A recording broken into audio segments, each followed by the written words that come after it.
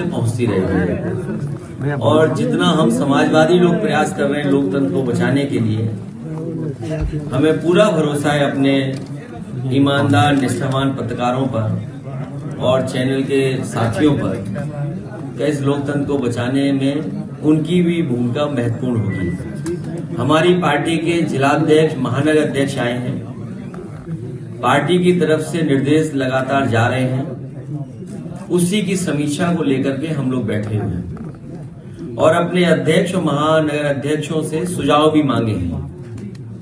चुनाव आ गया है, अब 100 दिन भी नहीं बचे हैं, इसलिए पूरी तैयारी के साथ सेक्टर, बूथ और हमारे कार्यकर्ता और संगठन के सभी पदाधिकारी मिलकर के उत्तर प्रदेश में सबसे बड़ी भूमिका समाजवादी पार्टी निभाने जा रही है। और हमें अपने संगठन पर पूरा भरोसा है कि समाजवादी पार्टी के हर कार्यक्रम को, हर नीति और फैसले को जनता तक पहुंचाने का काम करेंगे। हाल ही में जो वोटर लिस्ट को लेकर के हमारे अध्यक्षों ने काम किया है, इनके कई साथियों ने बहुत अच्छा काम किया है, कुछ शिकायतें भी आई हैं और हमें उम्मीद है कि जब वोटर लिस्ट फाइनल छप करके आएगी, उस समय गांव स्तर पर, बूथ स्तर पर लगातार अधिकारियों से संपर्क रख करके वोट कहां कटा है, कहां बढ़ा है, उस पर पूरी जिम्मेदारी से काम करेंगे, क्योंकि भारतीय जनता पार्टी हर तरह से हस्तक्षेप करेगी। आयोग को भी कहीं न कहीं दबाव मिलेगी।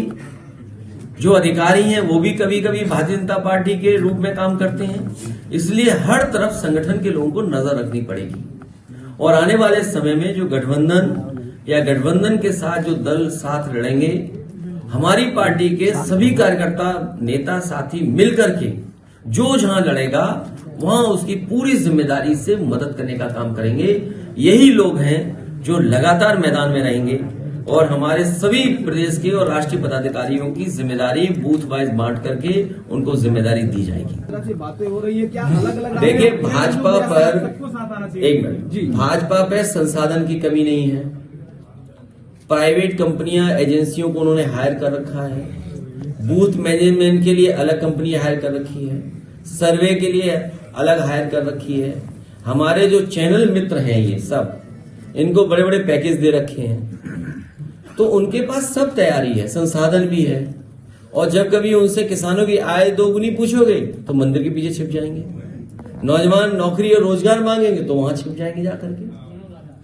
तो लड़ाई बड़ी है, इसीलिए हम अपने संगठन के लोगों से अपील कर रहे हैं कि संगठन के लोग जिम्मेदारी दें, हमारे कार्यकर्ता नेता को उसको बूथ दें। जिस तरह हर पुलिस का नंबर होता है, सिपाही का, कांस्टेबल नंबर होता है, इसी तरह हमारे कार्यकर्ता को भी बूथ की जिम्मेदारी मिलेगी कि ये बूथ है, इसको देखना है, आपकी जिम्मेदारी है। ये तैयारी हम लोग कर रहे हैं क्योंकि दिन और समय कम है। देखिए, ये हमारे बुंदेलखंड के भी अध्यक्ष वगैरह बैठे होंगे, आपको पता होगा देश के प्रधानमंत्री जी आए, उन्होंने कहा यहां पर मिसाइल्स बनेंगी, एयरक्राफ्ट बनेंगे। क्या बनाए, आपने कभी जाना इस बात को? अभी अखबार में मैंने एक दिन पढ़ा कि सरकार ने निर्देश दिए कि हर जिले में जमीन एक्वायर की जाए।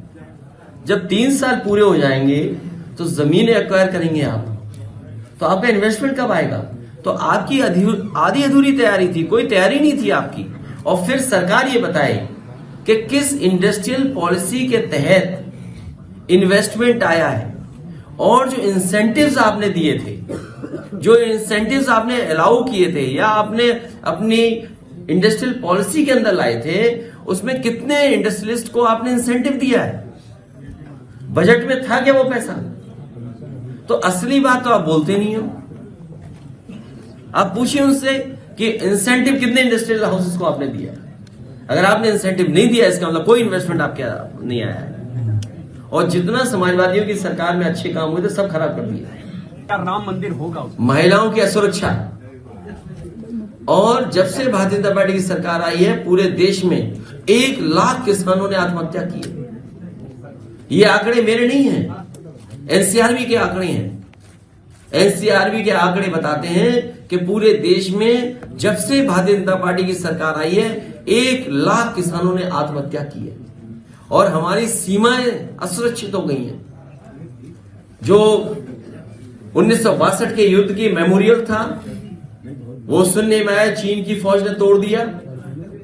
जहां तक चीन की फौज जाना चाहती थी वहां बैठ गई है जाकर के, चाहे वो आपका लद्दाख हो। सुनने में यहां तक आ रहा है कि भूटान के हिस्से को भी कब्जा कर लिया है। ये मुद्दे हैं, बेरोजगारी मुद्दा है, महंगाई मुद्दा है, अन्याय चरम सीमा पर है। आपका बुलडोजर पे वोट पड़ेगा कि बाबा साहब भीमराव अम्बेडकर संविधान बचाने के पे वोट पड़ेगा। और हमें उम्मीद है इस देश के लोग बाबा साहब भीमराव अम्बेडकर जी के संविधान को बचाने के लिए आगे आएंगे और भारतीय जनता पार्टी को हराने का काम करेंगे। ये हमारे मुद्दे हैं।